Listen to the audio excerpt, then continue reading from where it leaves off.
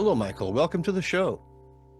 John, thanks so much for having me on. Well, it's my pleasure. And I want to thank you for sending me a copy of your book that we're going to be talking today, The Untold Story of Books, a historical account of where books come from and how we got to where we are now.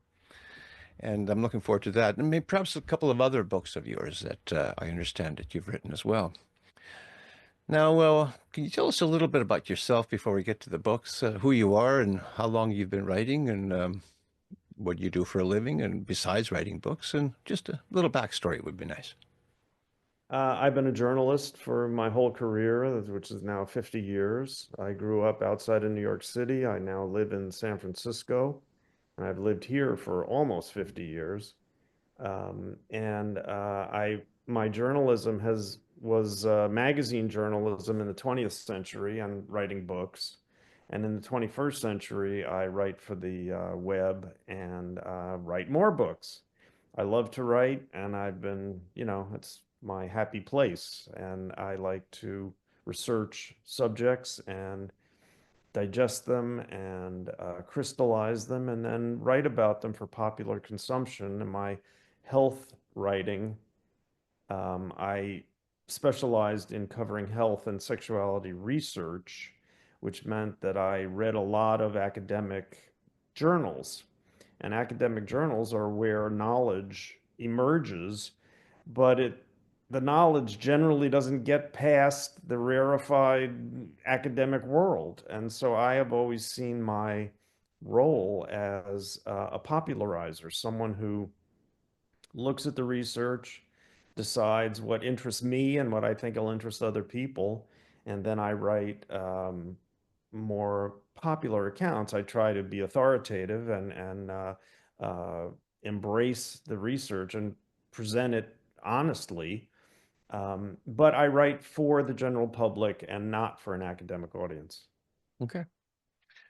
Well, this latest book of yours is an interesting subject because in the 21st century, and especially in the last 10, 15 years, there's so many writers out there writing their novels, their memoirs, and all kinds of things.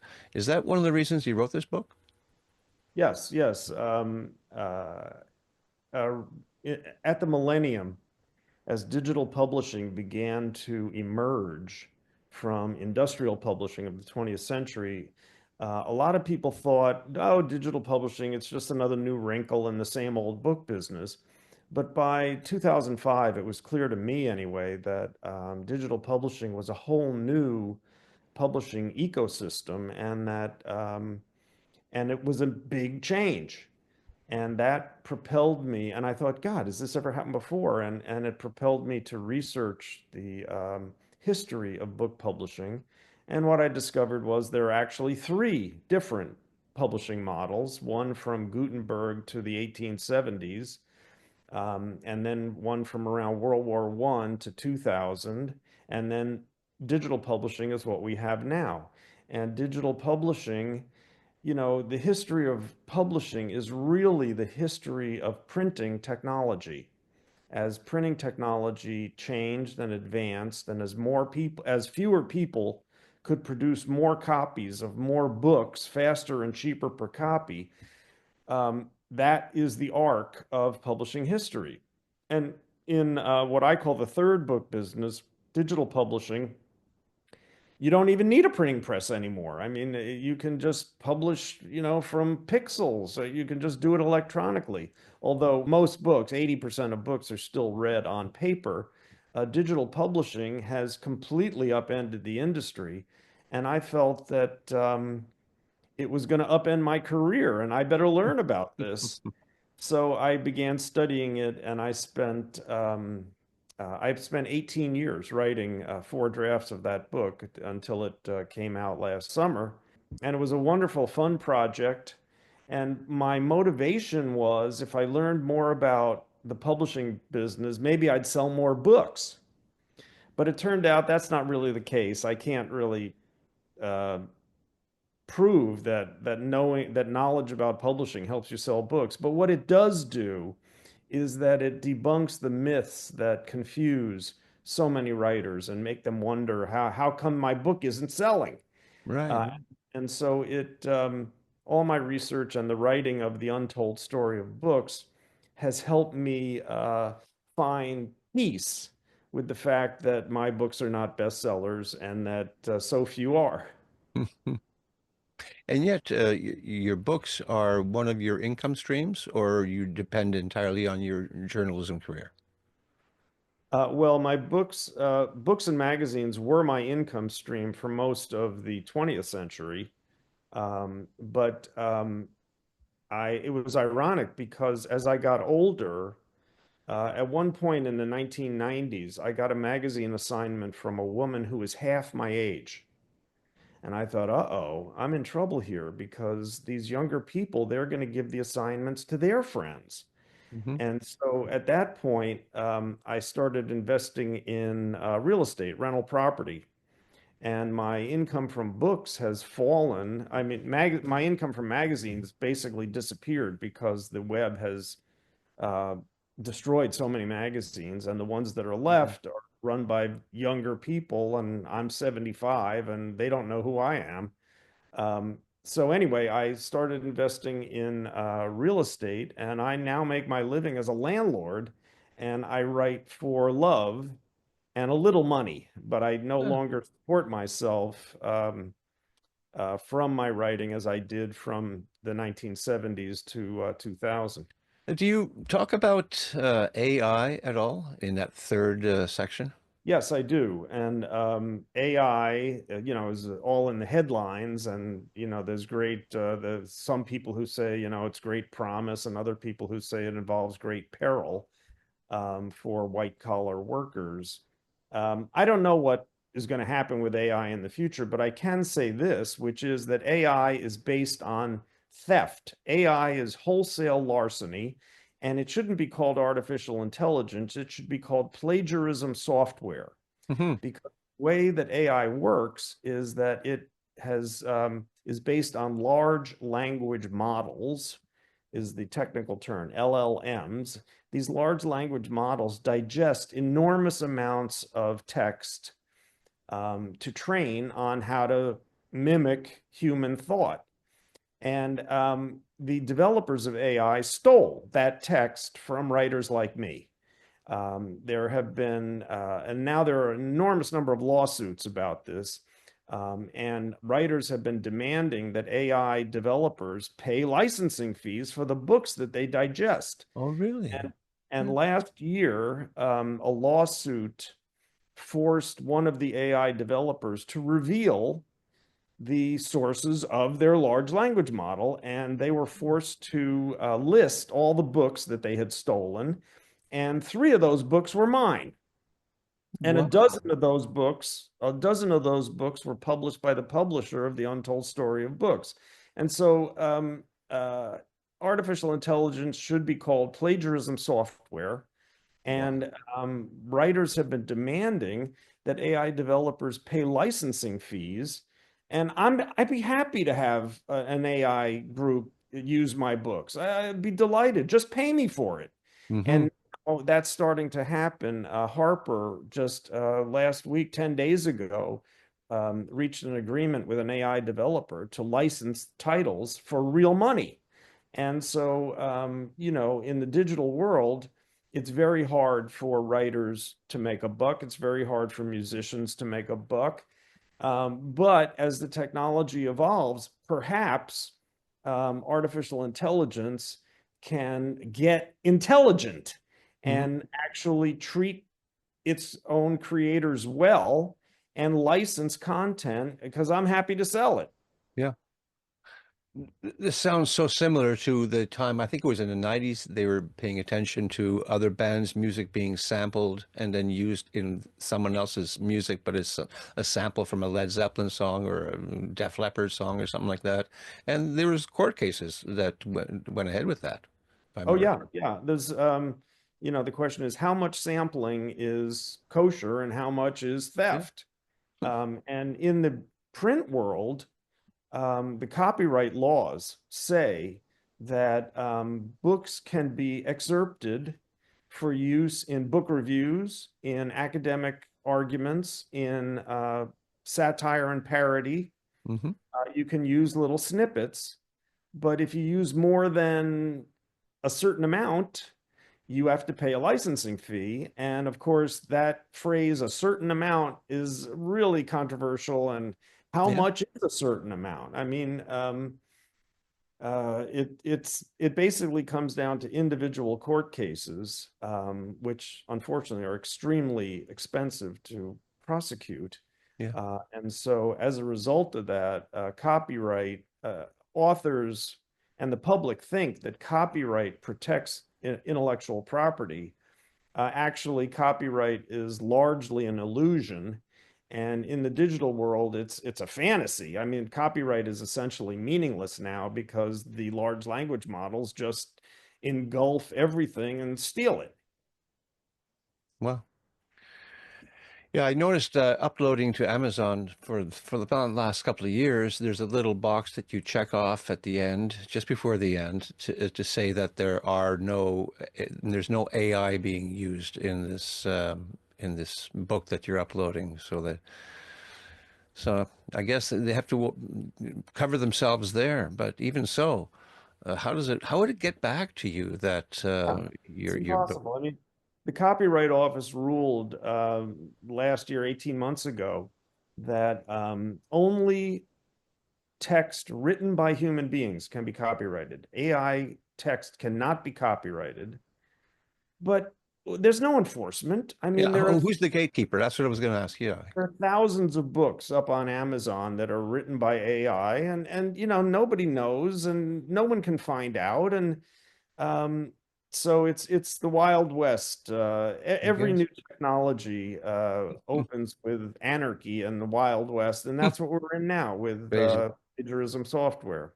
Well, I feel so innocent by getting myself into a little bit of trouble with my first book. I thought I was being clever by putting a quote from somebody that I respect the quote of as I began each chapter. And then I wrote the rest myself. And Amazon flagged that. And I said, I have to get permission for each one of those quotes. And I just thought, forget it. I'll Yeah. just take the quotes out and not have the quotes. But Yeah, I did the same thing one time with one of my books, and the publisher said, "Do you have permission for this?" I said, "This is fair use. This is two lines from a yeah, 800-page novel." They right. said, "Tough luck. Either you get permission or we're not going to use it." Yeah. Well, shall we talk about some of the other books that you've written? For instance, there's the new Healing Herbs or Sizzling Sex for Life. Which one do you want to go with? Well, Sizzling Sex for Life is my second most recent book. Untold Story of Books came out in the summer of this year, 2024. The Healing Herbs is a book that I first published in 1980. So that book has been around a long time. And in fact, it's been through four different editions and it has evolved quite a bit. And it's my most popular book. It sold over 1 million copies. And the reason it's popular is that it took an approach, what I call folklore meets science. And so it looks at the 130 most widely used herbal medicines in the United States, everything from garlic to echinacea to, black cohosh. And it talks about the folklore, how the traditional uses of these plants, which are extensive.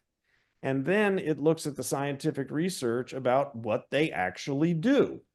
And what we find is that the vast majority of traditional herbal medicines do exactly what people thought they did centuries ago. A few of them do not. A few of them are kind of busts, but a whole lot of them have uses that our forefathers never even dreamed of. For example, garlic, which is its traditional use was as an antibiotic, and it's quite a potent antibiotic. Um, but centuries ago, very few people lived long enough to die of heart disease. Okay. Well, it turns out that garlic is a very powerful herbal medicine that helps prevent heart attack and stroke. So a lot of these plants do things that the ancients and people centuries ago never even dreamed possible. And so that book has been wonderfully popular. It's been very gratifying to see that book live a very long life, because most books don't stay in print even half as long as the Healing Herbs has. But it seems to have struck a nerve, because a lot of people are very interested in natural remedies, but they also want to use them with safely and with confidence. Yeah. And so the New Healing Herbs, besides being a folklore meets science guide, is also very focused on herbal safety so that you get the benefits without the side effects. Oh, very interesting. I see the saffron on the cover of it. What's the benefit of saffron, just out of curiosity? Saffron is an antidepressant. Okay. Of course, it's rather depressing how expensive saffron That's is, right. but and there are other herbs that are mood elevating, but saffron research in the last 10 or 15 years shows that it is a mood elevator, and so if you can afford it, you can use it for that. Yeah. Of course, we see the vitamins for sale and a lot of these herbs turned into pill form. What do you have to say about that? Well, it's fine. The plant products can be used in bulk. You can make tea Hmm. with them, like, mint tea is good for settles the stomach. Plant products can also be turned into tinctures, which is an alcohol extract. And the benefit of tinctures is that um, they last a long time. They have a longer shelf life. Hmm. So a lot of herbs will rot after a while, but in a tincture, they can be preserved for several years. Okay. And then the Shakers, who are a religious group in 19th century America, who are famous for their furniture, Shaker furniture, and Right. chairs.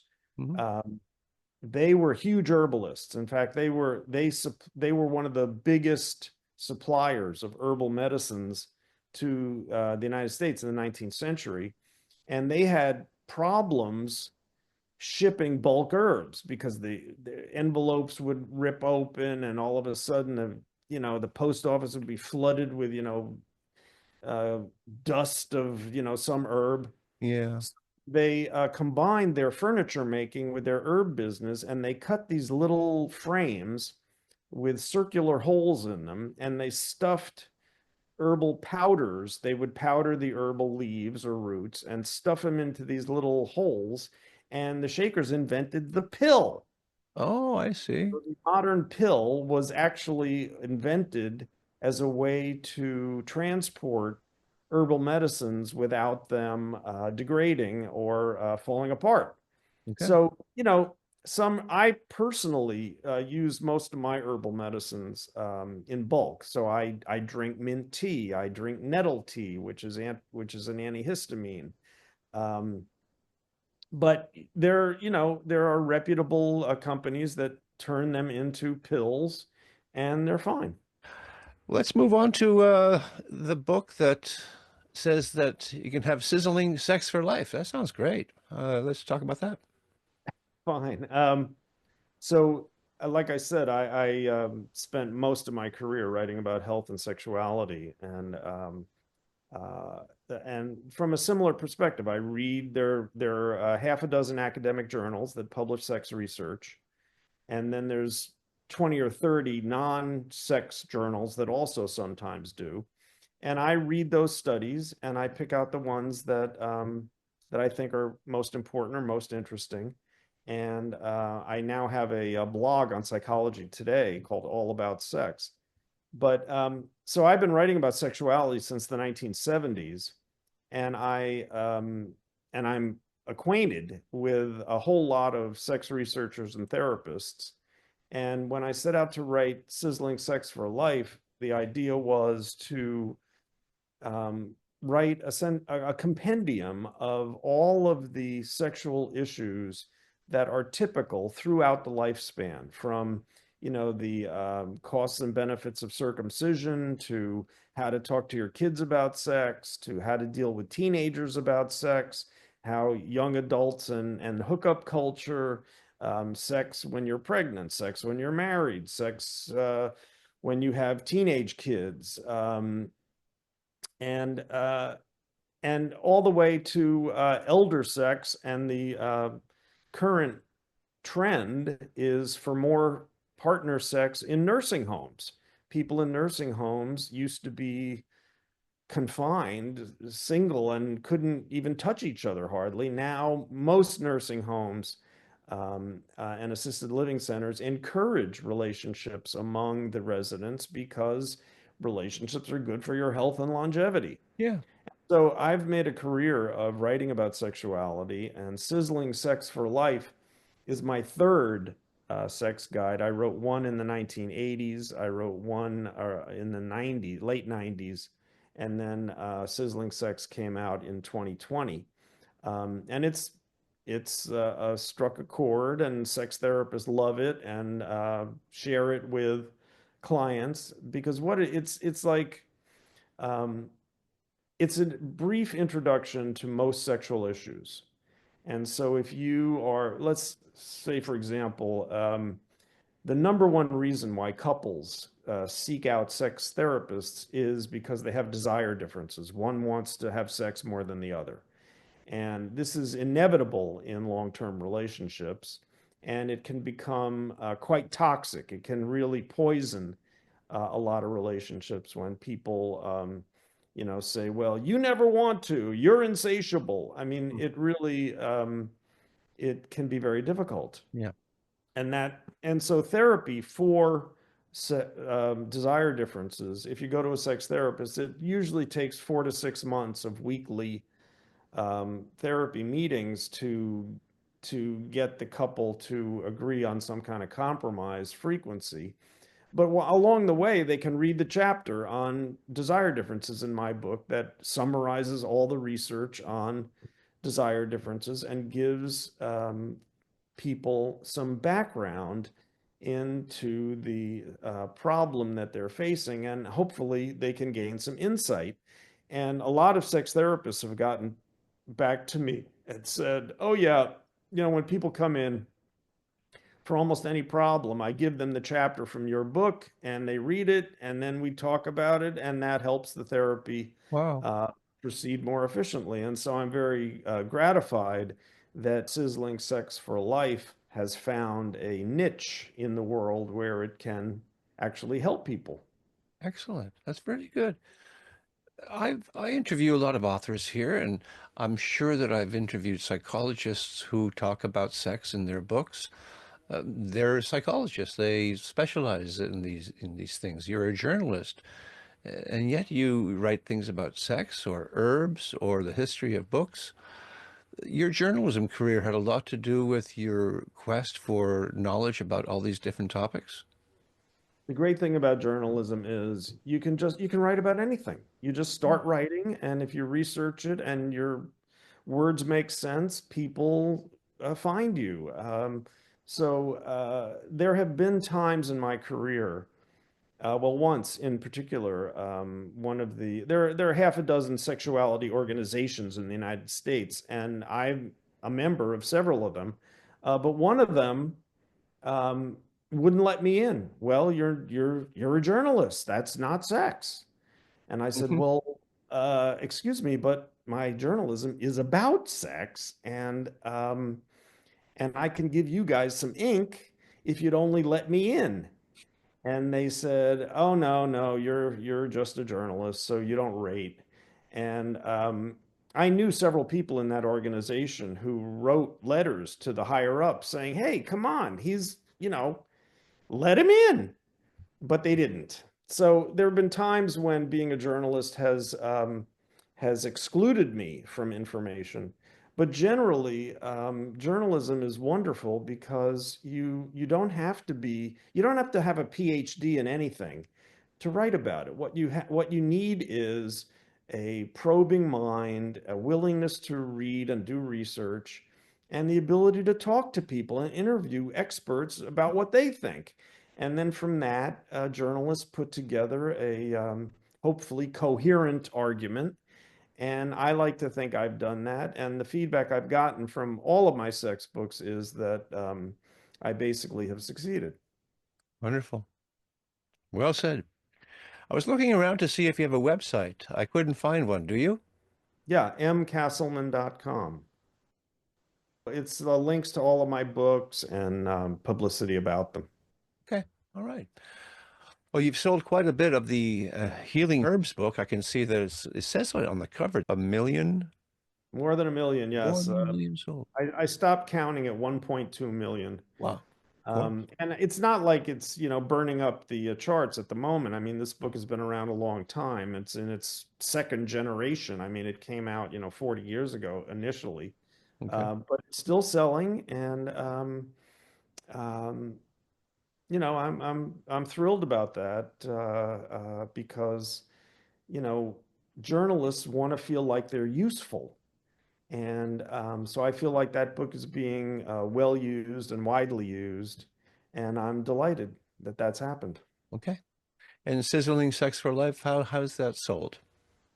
Sizzling Sex for Life. Well, one thing that your audience needs to understand is that in the 21st century, um, sales per title have plummeted. So when I published in 1980, um, the United States published 45,000 books. Okay, 45,000. Every year since 2000, in the United States, publishers and self-publishers have released 2 million books. Right. And so that's 50 times as many as were published in the 1980s. Mm. And so what happens is that every book, so the total number of books sold is about the same. I mean, Americans buy about 900 million books a year, and that hasn't changed very much in the last 20 years. But what has changed is that there are so many more titles that sales per title have plummeted. Yeah. And right now, 4 out of 5 books sell fewer than 100 copies. And I document this in the Untold Story of Books. Okay. 80% of books sell in 2 figures. So, um, Sizzling Sex for Life was published in 2020 into the teeth of this plummeting of sales per title. And so it's sold about, I don't know, 3,500 copies, 4,000 copies, something like that, which is good. It's, like I said, 80% of books don't sell 100 copies. Yeah. So only 6% of books sell 1,000 copies now. So the fact that Sizzling Sex has sold, upwards of 3,000 copies means it's in the top few percent of book sales, even though that number just doesn't sound very large. The Right. fact that very few books sell big numbers, and bestsellers sell tons of copies, but there are only about 200 bestsellers every year out of 2 million books published. Wow. I hope some of the authors who I've interviewed so far are watching this and learning just as well as I am. I've had authors get a hold of me and thank me for pointing out, I can't tell you, at least a dozen authors through the Authors Guild have said, I was so depressed. My book only sold 800 copies. I was kicking myself. What did I do wrong? My marketing was wrong, blah, blah, blah. Then I read Untold Story of Books and I realized, oh, wait a minute, I'm actually doing pretty well. That's right. That's right. So, and that's very gratifying to me All to right. debunk the myth that every book's got to sell 50,000 copies. Very, very few books come anywhere near that. Of course. How about you give us an elevator pitch for the Untold Story of Books and remind people where they can get it and why they should buy it. The elevator pitch for Untold Story of Books is that it's the first and only history of the book publishing industry from the perspective of an author. And it's the only one that really talks about the 3 different eras of the book business and what is happening in publishing today, which is that there's more books than ever. It basically, it's easier than ever to publish a book today. but it's harder than ever to sell it. And so that's what Untold Story of Books is about, discussing how you can publish your books fairly easily, usually, but how difficult it is to sell them. Okay. And it's available on Amazon, I imagine, and other places like Barnes and Noble and that Amazon, sort. bookshop.org, Yeah. and anywhere fine, any bookstore can get the book for you. Okay. Sounds excellent. Well, Michael, it's been a pleasure talking to you and learning so much on this particular conversation. So, I'd love to have you back as a guest next year or next season, whenever you want. You look me up again, and we'll talk some more. Terrific. Thanks so much for having me on, John. I really appreciate it. You're welcome. You take care now.